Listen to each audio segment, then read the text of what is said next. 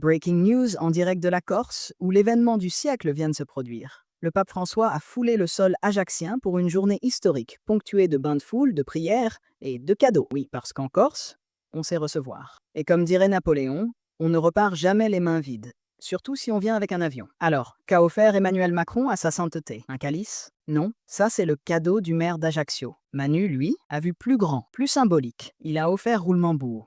Un livre. Pas un best-seller, non, un pavé sur la restauration de Notre-Dame. Allez hop, un petit rappel subliminal. François, on n'oublie pas que tu nous as snobé à Paris la semaine dernière pour la réouverture de la cathédrale. Parce que oui, mesdames et messieurs, entre une messe à Chartres et une messe à Paris, François a préféré ne pas venir. Vous savez, l'histoire du mec qui construit l'arche, mais qui rate le déluge.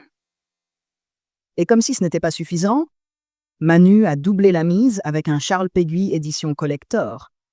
Histoire de dire, on t'offre un bout de la littérature française, camarade, t'as intérêt à t'en souvenir. Parce que dans l'art de faire des cadeaux lourds de sous-entendus, on excelle. Après tout, on ne donne pas juste un bouquin, on envoie un message.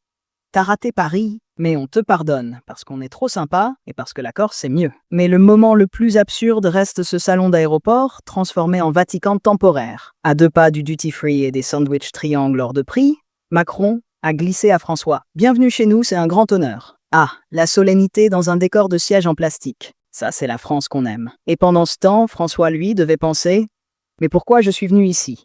Ils avaient dit qu'il y aurait du figatellu, pas des bouquins. Et le clou du spectacle, c'est bien sûr le timing. Le pape François est reparti juste à temps pour esquiver le dîner corse. Une finesse diplomatique remarquable. Les bénédictions, ça va. Mais le digestif maison, c'est peut-être trop demandé. Au final, on retiendra quoi? Que la Corse a accueilli son premier pape, que Macron a tenté une session de rattrapage avec ses bouquins, et que François est reparti avec plus de poids dans ses bagages que dans ses promesses. Moralité, Dieu bénit la Corse, mais visiblement pas assez pour y rester plus de 24 heures. Allez, merci et bonsoir.